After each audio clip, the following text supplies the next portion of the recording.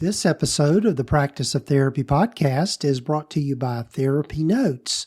You can find out more about them by going to practiceoftherapy.com/therapynotes.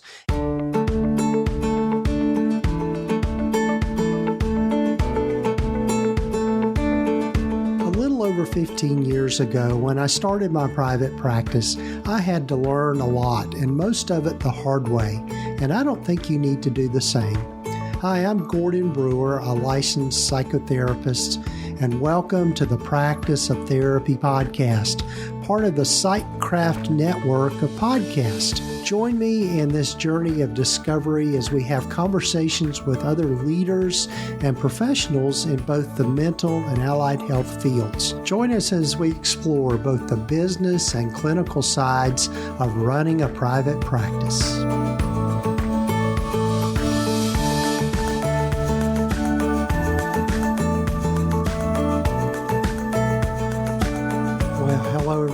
Welcome to the Practice of Therapy podcast. This is episode number 251, and I'm Gordon Brewer. Glad you're with me, and glad you're with me on this journey. Looking forward to you hearing from my guest today, Carrie Bock. And as I mentioned at the beginning of our interview, Carrie is a fellow Tennessean, but one of the things that she has done, which I think is something that a lot of us have thought about, but she's actually done it, is she's gone totally virtual. Now, I think most of us during the COVID pandemic, we learned how to do telehealth and do stuff online, but she has maintained that, and she actually sees clients from all over the state, which if you think about it, that's a pretty brilliant idea, and that you've expanded your client base quite a bit by being able to expand from just the geographical area you're located in. And so we talk in this episode how she's done that and how she's been marketing that. And and so it's a lot to learn here from her, being able to navigate all these things about being a virtual therapist and having a strictly online practice. So looking forward to you hearing my conversation with Carrie.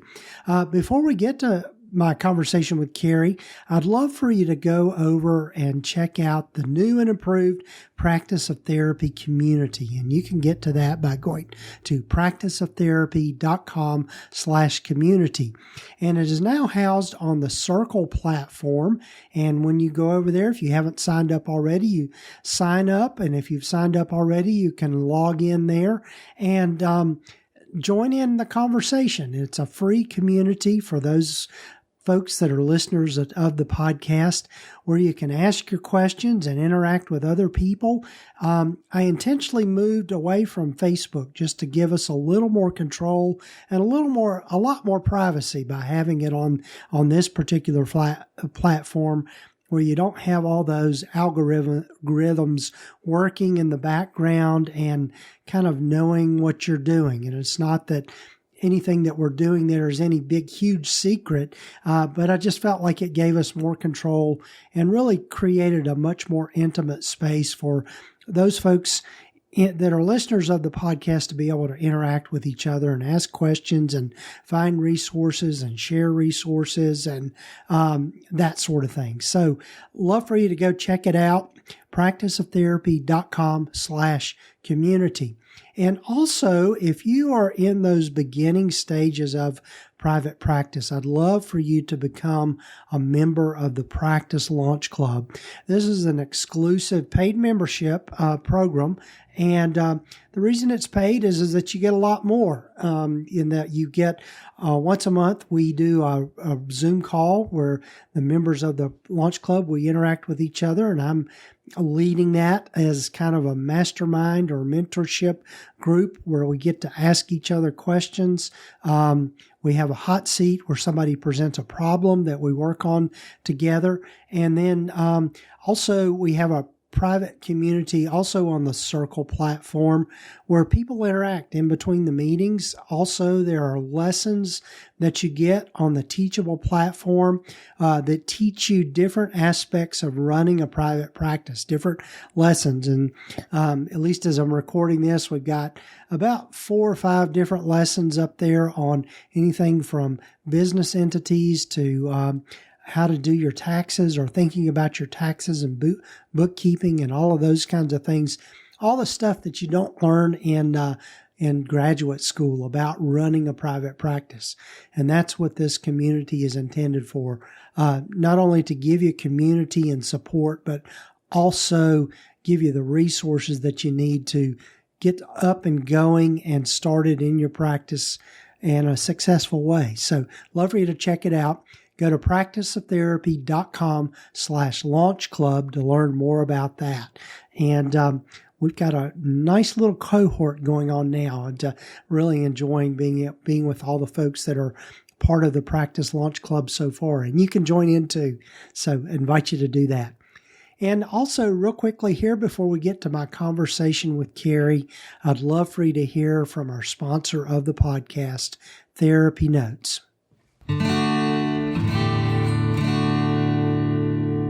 As your practice grows, the systems and processes you have in place will keep your practice running smoothly. That is why it is important to have an electronic health record system that is specific to mental health providers. TherapyNotes is a complete practice management system with everything you need to manage patient records, schedule appointments, meet with patients remotely, create rich documentation, and bill insurance right at your fingertips. Their streamlined software is accessible wherever and whenever you need it. They are who Gordon uses in his practice. And did I mention that they are one of the top-rated EHRs for mental health private practices? Their support is also second to none. Be sure to check them out at practiceoftherapy.com/therapynotes. Be sure to use the promo code GORDON to get 2 months free.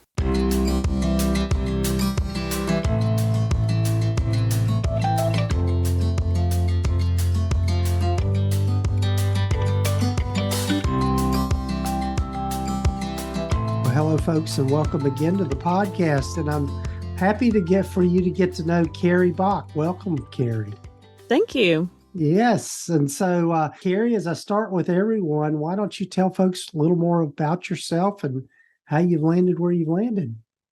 Sure. I am a licensed professional counselor in Tennessee. I have a fully online practice with the exception of doing therapy intensives in person in Smyrna for people who are looking to take a half day or whole day to focus on some EMDR specific trauma therapy goals. I am an EMDR consultant, and I got to this point of being having my own private practice and then having an online practice. It was quite a process. I worked in community mental health for several years. Then I was working with children and adolescents and families at that point. Then I moved into group practice with a little bit more of a mixture of adults and children. But I really focused in at that point on trauma and anxiety. And eventually anxiety kind of grew to me also focusing on OCD when I moved into private practice in 5 years ago. I just celebrated my 5-year anniversary for the practice. So that was really good. Oh, congratulations. That's great. That's great. Thanks. So I know one of the things we wanted to talk about today is just how you've been able to kind of build your practice across the state, because you're doing primarily online therapy with folks and that sort of thing. So what's that been like for you? You know, it's an interesting journey that I actually started doing during COVID. I had a hybrid practice because what happened was I had a practice in Nashville that I wanted to move closer to home in Smyrna. I was in this gridlock, 45-minute traffic, and it was just so painful on my soul every day to and from work. So I decided, for the sake of my self-care, I need to move my practice closer to home. But of course, I didn't want to lose the relationships with the clients that I had developed. Some of them had been with me, for years, because I deal a lot with childhood trauma and people who have complex PTSD. So it takes them a little while at times to get through therapy. And I didn't want them to have to be stuck in that traffic that I was in. Like, I didn't want to place that burden on them. So I really looked into getting some telehealth training in 2019, received that training and offered that when I transitioned my practice to Smyrna. And I did have some clients that were seeing me via telehealth at that point. I also had, because I just put it out there, I guess, on Psychology Today or wherever, that I also offered online therapy, I was attracting some other people who wanted my specific specialties and wanted to go ahead and work with me as well. So during COVID, I thought, well, let me play around a little bit and see if I can take this full time, because we're already full time here anyway at this point. This is a good time to see if I can source people from other areas of the state. And as you know, in Tennessee, we have, in the big cities, we have clusters of mental health providers, but a lot of times in the more rural areas, people have a hard time finding providers, or they may have a personal relationship with that provider. So having the telehealth option for them is really nice. So basically what I started doing was changing around addresses and zip codes on Psychology Today. That was really the first thing that I did. And just kind of seeing where my clients were coming from, that were coming, to see me. And some of them come from, like I said, more rural areas where it's hard to access a provider. But I also noticed that there was, a larger city in Knoxville area that I seem to be getting clients from. So then on Psychology Today, I don't think a lot of people know this, but if you have a fully online practice, you can hide your address. So it doesn't really, they're not verifying your address. It doesn't really matter what address you put in there. So if I could pick any old address in Knoxville, pick something. Right now I don't even know what it's tied to, something close to the university, as I have several UT students right now. So that's kind of what I decided to do. And I would say probably about, at least a third of my practice is coming out of the Knoxville area.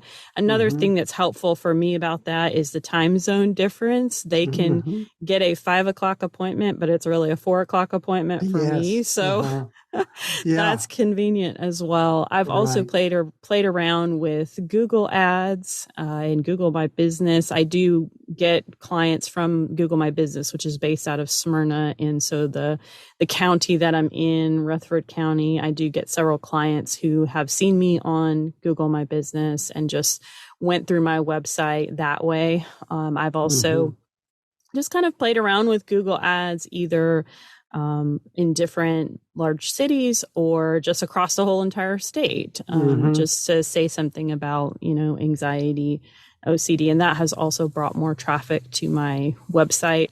I'm blogging about different issues related to EMDRs and what I do. So I have a post on what is EMDR, a post on can EMDR be done online? And, I explain how I got into that process and work through that. So just trying to also increase my SEO that way. My website, I think, is a big, essentially lead magnet for me to get clients. And so just making that as relevant as possible, having a good front homepage that's attractive to people, and trying to, keep it short and sweet in terms of what I do and what I'm able to provide, what makes my practice unique to other people.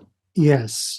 That's, I think there's one of the things about, going into kind of a strictly online or telehealth practice is you do need to familiarize yourself with understanding things like SEO and finding a way to do like you mentioned, the Google ads and that kind of thing. When you were doing the Google ads, is that something you did yourself or did you outsource that? No, I actually did it myself. They're pretty short and sweet in terms of having a couple different ads and then attaching the tracker, I guess, on the website is part of it. And Google kind of leads you through some of that a little bit. So I think it would be interesting to see if I would get better results, maybe if I did hire somebody to do an ad or two for me. I think part of the struggle with Google Ads is they want you to put your location on there. They're a little bit location tied. But I've had some good success. I know that I get a lot more inquiries through my website when I do have ads running versus when I don't. So, yeah. And I think, in those beginning stages, not to say that you're necessarily in those beginning stages, but that might be a good return on a person's investment to kind of invest in something like that. Sure. Yeah. And I mean, if you think about it, even though Google Ads can be kind of expensive at times, but you can adjust the range according to what you would like to spend on the ad, per month. But if you get 1 to 2 clients off of it, you're at least going to break even, if nothing else. So that makes it worth it to me. I know that just in terms of like the networking with other professionals is also something that I try to do because I used to have a practice in Nashville. I am somewhat networked with some of those individuals and just trying to reach out to people and update them on what I'm doing, genuinely asking them, hey, what is going on with you and your practice? Especially since COVID, it's a good time to check in with people like, hey, are you hybrid? Are you fully online or in person? Or, hey, I saw your website that you're doing this group. That's really great. Just continuing to foster those connections for the personal referrals as well is obviously important in our business too.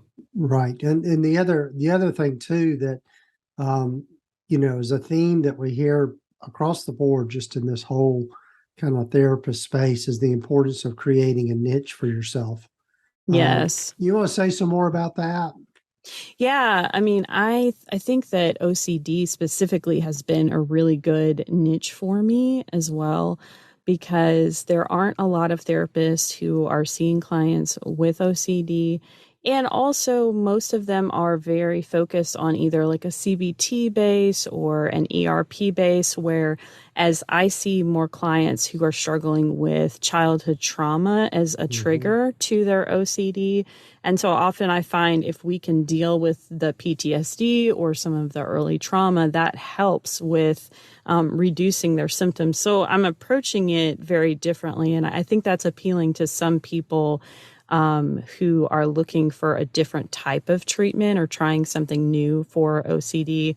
I have a blog on my website about that. Like, is ERP, the only treatment for OCD that you can have? So yes, I think having a niche and knowing who you are, who your ideal client is, what they like, what they don't like, even in terms of how people contact you, I make it pretty easy for people to contact me through the website, because people who have intense anxiety often have a hard time with making phone calls. Right. So if they were to have to get on the phone with me, that might create additional distress that would, avoid them from actually contacting me.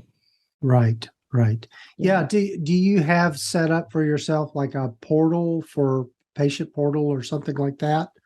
I do. I use that more though for established clients to fill out initial paperwork and get that back to me, and record their symptoms and reasons for coming in. I also find it's helpful, for screening as well too. If some red flags come up on the intake before I see them, I can give them a call and say, hey, I need to ask more questions about this before we move forward. So there's a whole process. I try to be very upfront with people in the beginning when they initially contact me, and I will send them an email explaining the days and the times that I work, trying to find out, if they're looking for a specific day or time, to please let me know up front, because I may or may not have that availability in my schedule for people. So it's one of those situations, I think, for me, that's frustrating if I go to a doctor and then they don't tell you until you get there, right? Like, well, this person's only here on Wednesdays. Yeah.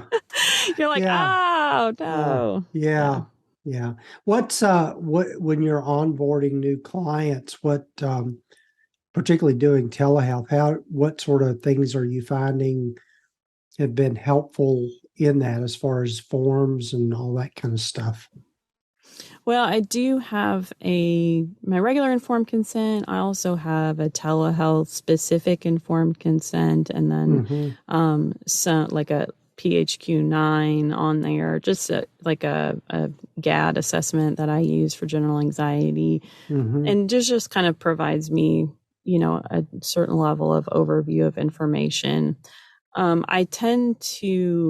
The clients that I tend to have to weed out are if there's red flags about addiction or a lot of drinking. I don't see clients who are in like a current active addiction. I've seen several who have, had some length of sobriety and wanted to work through their past trauma. But that's one that I typically kind of will rule out. Or if it's a situation where there's chronic suicidality, or they're going to need, they might be more appropriate for in-person therapy. I will be honest with people about that. And that's why I've kind of shied away from seeing children and adolescents as much on when I switched to online, because I think it's just a little better, more advantageous for them a lot of times to be in person receiving therapy. But so I put 16 and up on my website for my clients right now. So yeah.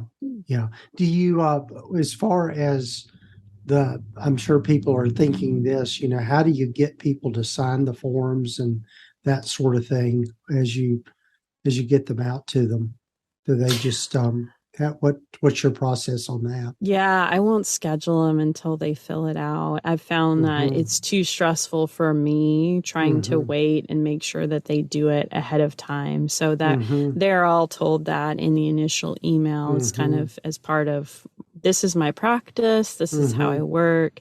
You have to put a credit card on file in order to schedule. It's, it's not going to be charged until they come in, but that's part of the process that they're told up front. And then, hey, you're responsible for self-scheduling. I do reoccur some of my clients if they have scheduling difficulties, or if we want to make sure that they're going to be coming in every week. But other than that, if for clients who are kind of coming in a little bit more sporadically, or aren't really sure, they're somewhat ambivalent, then I allow them to schedule.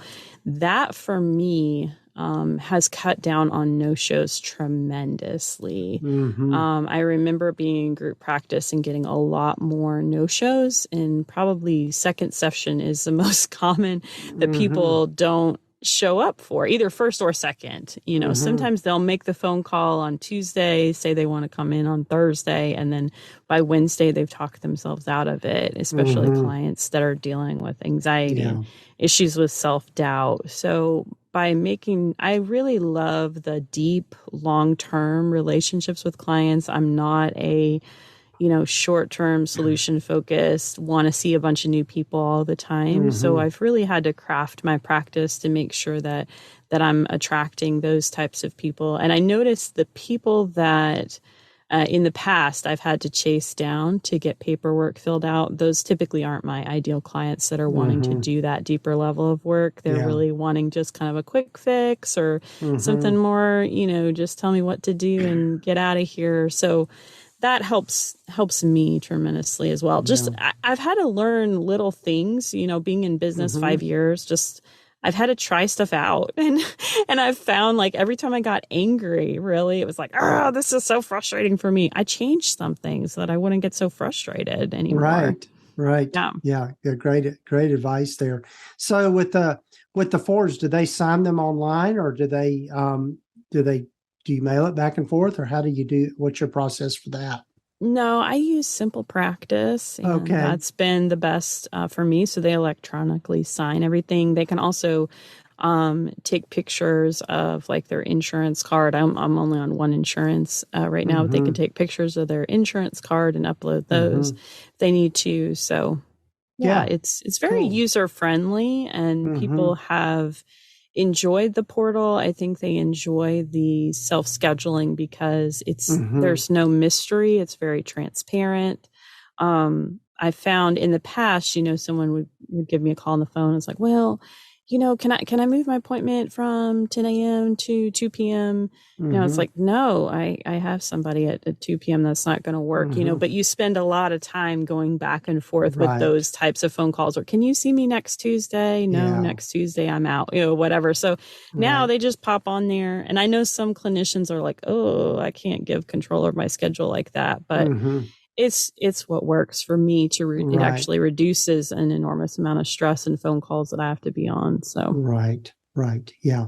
It's excuse me. It's I think one of the things is really having a good onboarding experience for people, when it does, I think, help with that retention, and also keeping them engaged with you, and getting kind of there, holding them accountable for the things they need to do for their therapy. So, yeah. Yes, because it's to me, it's somewhat of a low level ask to have someone to go through and click a few forms before they see a provider. I mean, I figure that's pretty standard for anywhere that you go, whether it's whether it's a primary care or the foot doctor or for mental health, there's going to be paperwork or forms to fill out. So it's like, if we're not taking that step, is that a client that's going to really be committing to like doing their homework for therapy, or are they really going to be wanting to dive into things? Are they going to show up for their appointment? Right. Yeah. Well, that's great. So, Carrie, tell folks about your podcast and all of that. Yeah, this is another way that people have found me to connect with my practice in terms of marketing as well. I have a podcast called Hope for Anxiety and OCD, and it's really focused for Christians who are struggling with those disorders to reduce shame, increase hope, and develop healthier connections with God and others. Yes, and we'll have links here in the show notes and the show summary so you can access her podcast. So Carrie, I want to be respectful of your time. Tell folks how they can get in touch with you and where they can find you. Sure. So my practice is called By the Well Counseling, like the water source, and it's that name.com. And then also the podcast is Hope for Anxiety and OCD.com. So either of those, for the podcast, we are also on Instagram and Facebook if people want to follow along. And we have a free download on the podcast website of a relaxation audio. People are interested in that too. Yeah. So again, we'll have this in the show notes and the show summary for people to find all that. So any parting thoughts, Carrie? No, I would just encourage people to really find what works for you, like making your practice your own. You can get great ideas from other people or from podcasts, but as you work with it, and you will know, like your body and your emotions will tell you, is this working for me or is it not? And then when we're in private practice, we have the freedom to change things to make them work for us. Right. So that's a beautiful thing. And I've changed a lot since I've started. So don't be afraid to change either. If you need to niche down or you need to stop seeing a certain population, it's okay. You can do it. Right. Yeah. And that's I think that's in a nutshell is the, I think for those of us in private practice, just the autonomy that it brings is really what drew us to private practice to begin with. Right. Absolutely. Yeah. So, well, Carrie, thanks again for being on the podcast, and hopefully we can have another conversation soon.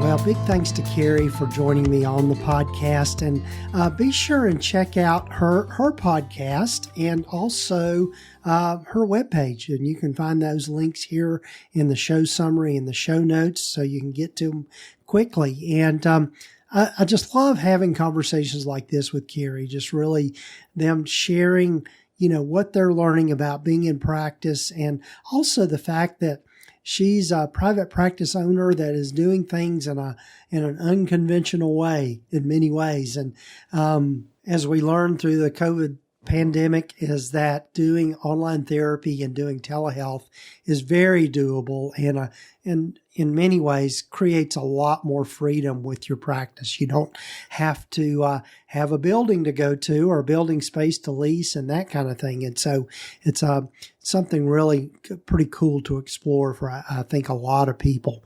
I know in the Practice Launch Club, there's several of those folks that are current members of that are doing totally virtual practices, and they're having a lot of success with that. And you can find out more about the quick plug here for the Practice Launch Club. You can find out more by going to practiceoftherapy.com/launch club. And also, as I mentioned at the beginning, love for you to join me in the Practice of Therapy community. It's a free online community that I've got housed on the Circle platform, and you can get to that by going to practiceoftherapy.com/community and learn more about that and how you can sign up and join in the fun and the conversations that we're having there in that online community. And also, big thanks to TherapyNotes for being the sponsor of the podcast this year. And you can find out more about them by going to practiceoftherapy.com/launch club. And looking forward to some more new episodes coming up. Got a lot of great guests lined up, and here we are moving into the fall season. I believe as this episode that's coming out, it's already October, which is hard to believe that we're that far into the year. It seems like 2022 has flown by already. So take care, folks, and look forward to you joining me in future episodes. And also, I don't think I mentioned, be sure to follow us wherever you might be listening to your podcasts. And love to see you there. Take care.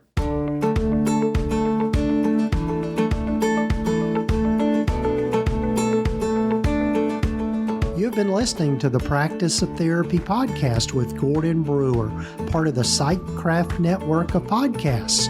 You can find out more about the other great podcasts in the network by visiting psychcraftnetwork.com. And if you haven't done so already, please visit us at practiceoftherapy.com and get your free private practice startup guide, along with a lot of other great resources and webinars and free things just by visiting. Also, be sure to follow us wherever you might be listening to your podcasts. This podcast is intended to be educational in purpose and is not intended to give legal, accounting, or counseling advice. If you need a professional, find the right person for that.